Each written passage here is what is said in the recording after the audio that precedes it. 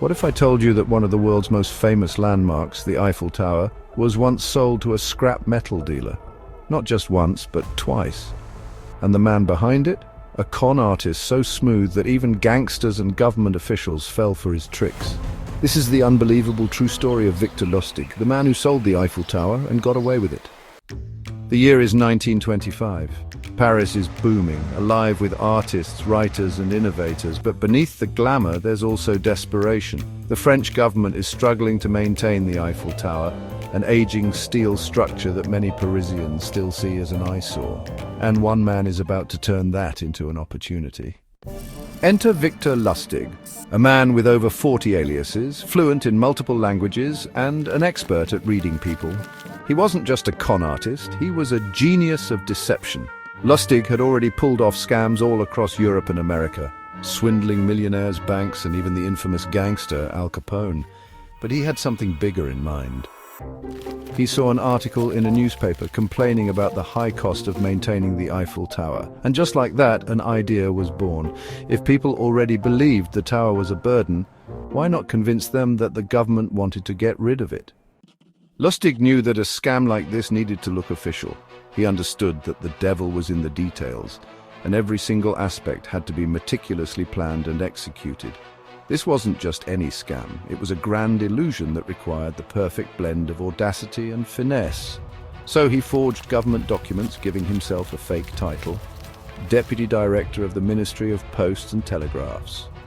This title wasn't chosen at random, it was a calculated move. The Ministry of Posts and Telegraphs was a real government body, and by associating himself with it, Lustig added an air of legitimacy to his scheme. To make it even more believable, he rented a private suite at the luxurious Hôtel de Crillon, one of the most prestigious hotels in Paris. This wasn't just a place to stay, it was a stage for his performance. The Hôtel de Crillon was synonymous with wealth and power, and by setting up his base of operations there, Lustig was sending a clear message. He was someone important, someone to be taken seriously. This was where real government officials held meetings, so no one questioned it when he invited 6 of the country's top scrap metal dealers for a confidential business proposal. The setting was perfect. The opulent surroundings added an extra layer of credibility to his story. His pitch was simple. The Eiffel Tower was being secretly decommissioned due to high maintenance costs, and the government needed a private contractor to handle its dismantling. The idea was outrageous, yet plausible enough to be believable. Lustig emphasized the need for discretion, adding a sense of urgency and exclusivity to the proposal. The businessmen, eager to seize the opportunity, agreed to keep the matter secret. They were completely taken in by Lustig's elaborate ruse. The men in the room were shocked, but intrigued. Owning the contract to scrap the Eiffel Tower would be worth a fortune. Lustig played his role perfectly, dropping bureaucratic jargon, acting frustrated about red tape, and even pretending to be reluctant about the sale. The businessmen were convinced. They saw an opportunity to make a huge profit. They signed the contract, believing they had secured a lucrative deal. Little did they know they had just been swindled by one of history's greatest conmen. Among the potential buyers was André Poisson, an ambitious but insecure businessman who desperately wanted to break into the upper ranks of Parisian society. Lustig could tell he was the perfect mark. Poisson's eagerness and naivety made him an easy target. He was determined to make a name for himself, and Lustig was ready to exploit that ambition. To push Poisson over the edge, Lustig hinted at something extra, a personal gift, a bribe, to speed up the process. This was a calculated move by Lustig, who knew that the mere suggestion of a bribe would make the deal seem even more legitimate. Lustig's confidence and the air of authority he exuded made it almost impossible for Poisson to doubt him. Poisson, eager to secure what he believed was a once-in-a-lifetime opportunity, quickly agreed to Lustig's terms. He signed the documents with a flourish, his mind already racing with thoughts of the immense profits he would soon be making. Lustig's manipulation was working perfectly. Poisson handed over a large sum of money, both for the contract and the bribe.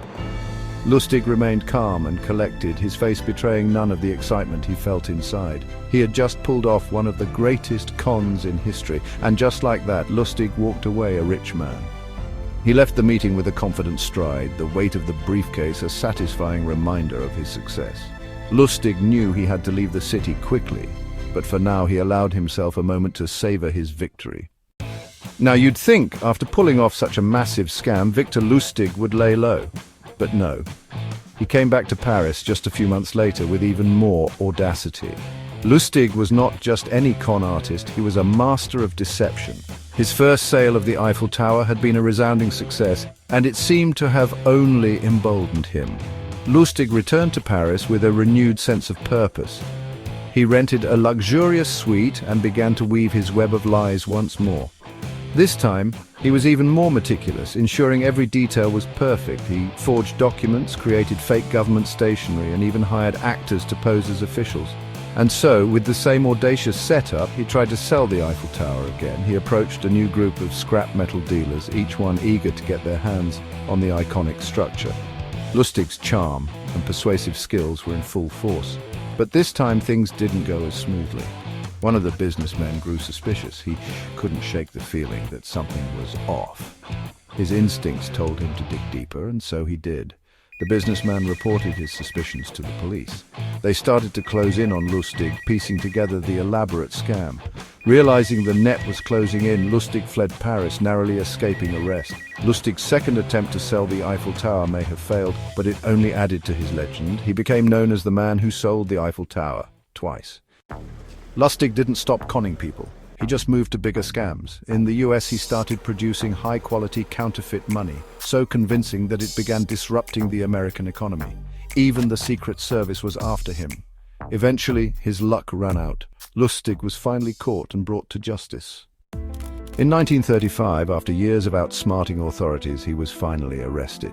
The FBI charged him with counterfeiting and fraud, leading to a high-profile trial that captivated the nation. He was sentenced to 20 years in the infamous Alcatraz prison. He died there in 1947, but his legend lived on, inspiring countless stories and films. Victor Lustig wasn't just a con artist. He was a master of human psychology. He understood people's greed, ambition, and fears, and he used that knowledge to manipulate them effortlessly. His legacy is a testament to the power of understanding human nature. Even today, his techniques are studied by those who seek to understand the art of the con. But his greatest trick, it wasn't selling the Eiffel Tower, it was making people want to believe his lies. And that's what made him one of history's greatest con men. So next time someone offers you a once-in-a-lifetime deal, maybe double-check before handing over the cash. After all, you wouldn't want to be the next André Poisson. His charm and confidence were unmatched. He could make anyone believe anything, and that's why his story endures. A reminder to always stay vigilant. If you enjoyed this story, don't forget to like, subscribe, and hit the notification bell for more obscure history. What's the wildest scam you've ever heard of? Let me know in the comments, and I might cover it next. Thanks for watching, and stay curious.